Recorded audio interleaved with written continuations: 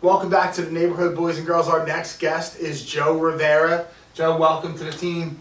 Joe is a Coldwell banker in Haddonfield. Yes. Joe is one of the people that is alive that knows Jim Butz in the previous life, not the Jim Butz in the current life. So Joe and I went to high school together, played on a street hockey team together as kids, and somehow both of us got in this weird, twisted real estate world together, you know?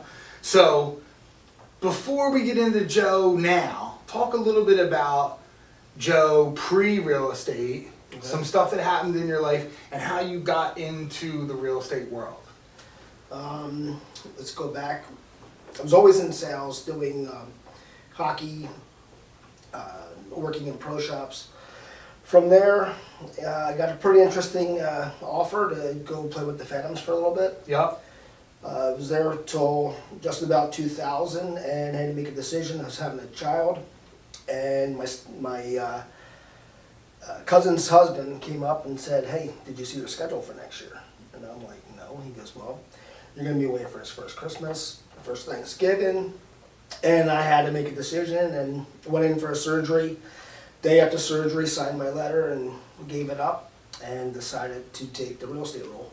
Yeah. But how did you pick real estate? Like, how did that come out of the blue? Did you know somebody who was in the business? Did you? Yeah, I had a couple people that were in the business. They were actually getting out and said, "You have the perfect personality to be a realtor." So I started with that, and then from there, 21 years later, here I am. Nice, nice. Now, some people are like, well, I'm a listing agent, I'm a buyer agent, I'm a first-time buyer agent, I'm a Jersey Shore specialist. Do you have like, this is my client, this is my perfect customer, or are you just kind of jack of all trades, you do a little bit of everything? It seems to me, I would say almost majority of my career, I've been 50-50. Okay. I do 50% listings, 50% buyers, but with that said, it's basically when they're hiring me, they're hiring me. It's not, I'm not going to pass you on to someone else.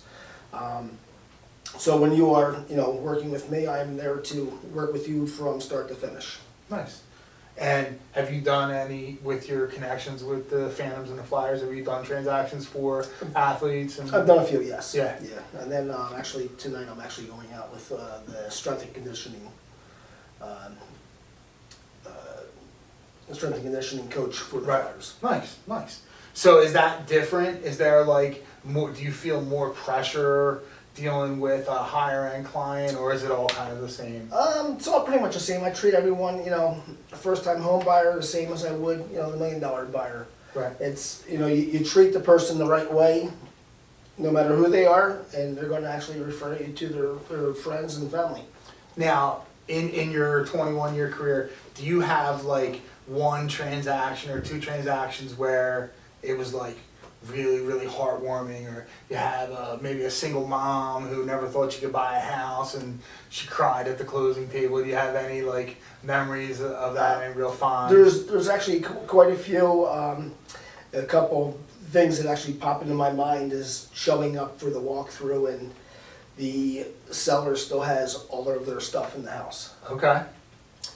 I am basically your problem solver in this business. So what do?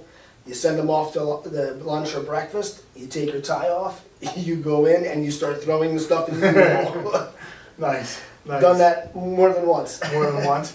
What about like, have you had any nightmare closings? 2, 3, 4, 6, 7 hour, You actually run into that, depending on who the lender is. Sometimes the wire's not there, so you're sitting there for 4 or 5 hours. There's a client that actually you had on as a new buyer's agent. I actually was their realtor who their wire didn't post because the husband had a last name that was pretty common. They flagged the wire. Okay. So we didn't have the funds until finally the Fed released the funds. It happens if you have, especially it's I don't know how it happens, but there are some Spanish names and there are some other names that are like red flags. I'm like, dude, Right. Millions Well, of people. they were- put J and then the last name. Right. So it wasn't like, you know, it could have been anyone, so they flagged it. Now, if Right. it was his first name, and then You would have been fine. it would have been probably fine. Nice. But the funny thing is that the title clerk's like, there's an issue, because normally I would have had the wire by now. Right. So it was also good that, you know, the title company was, you know, on top of it and was able to have it released, but we still had to wait for the Fed to release it. One of the things, I've actually never talked to anyone about this before, but one of the things that in this business we have to do is make horrible phone calls. Mhm. Sometimes you deliver some bad news. What do you do to prep yourself up or to prepare to eat that call and do that? Do you have like a ritual you go through or anything you are? Well, I mean, it's you have to face it. Yeah. And the sooner you face it, I feel, the easier and the relief you get. Hey, this is over. I don't have to worry about it all day long. Sure. So get it over with as soon as you can. Then you can move on to something else or start problem solving. Yeah. Yeah. I've had one last week where the seller had an issue, and we're on hold right now, but something that should have been resolved years ago popped up on the title. We didn't get title till last minute, and now it's too late to do the closing because there's an issue that has to be resolved or they're not getting clear title. I had a transaction one time where it was an older man in his 70s with a 22-year-old girlfriend, Mhm. and he had 3 daughters that were like in their 40s, and the daughters all hated the young girlfriend. Well, the guy passed away, and they were selling his property, and they were supposed to dispose of the money, and literally the title company didn't tell them that there was a $50,000 lien on the property, and it turns out that the $50,000 lien was a vacation and a boob job for the girlfriend. So when they found that out, they freaked out. We were literally at the closing table for like 5 hours arguing. And I'm like, fine, I'm like, listen, you guys are the sellers. You can't not sell because you're arguing about who's gonna get what. Like, you gotta sign the papers and sell, and then you figure out where the money's gonna go. If not, these people are gonna sue you because you can't not sell your house because Right. someone showed up on title. You're in breach, Exactly. you know what I mean? You got, but it was crazy. And I always think of that, like, man, I would never have thought of a scenario like that. You find some crazy stuff. The day, and a lot of times it's the day of closing, you're Yeah. finding it out, and you know, child support. Yeah, Oh, you had a child. yeah. I didn't know you had it. What do you mean you have And a it child wasn't just the support? husband. Sometimes it's the woman as Yeah, well. yeah, for sure. All right, so now let's talk a little bit about future stuff. Let's go 2 years in the future.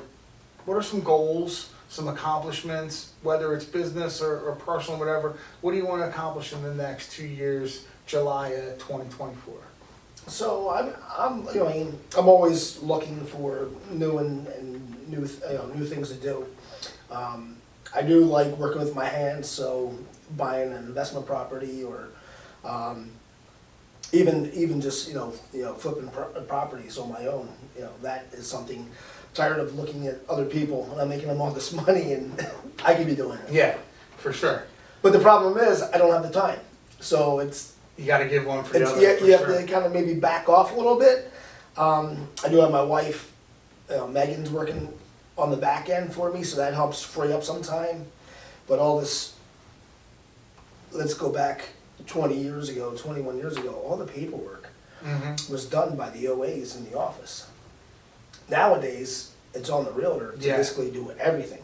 Yeah. So now we're actually, there's different programs for different companies. Like I was with Berkshire for 20 years, left them last year, came over to Coldwell Banker. Now you have to learn their system. Mhm. And it is good that they have these different programs in place, but you have to learn them. And then in the course of learning them, you're taken away from going Sure. out and showing and selling houses. Sure, without a doubt. All right, so your personal question that we're going to finish up with, I already know that it's going to be sports because that's what I'm picking for you. So tomorrow morning you wake up and if Mysterious Fairy comes to you and says, Joe, you can go and watch any sporting event that ever happened and you can bring one person with you. What's the event that you're going to go back in time and see, and who are you bringing with you?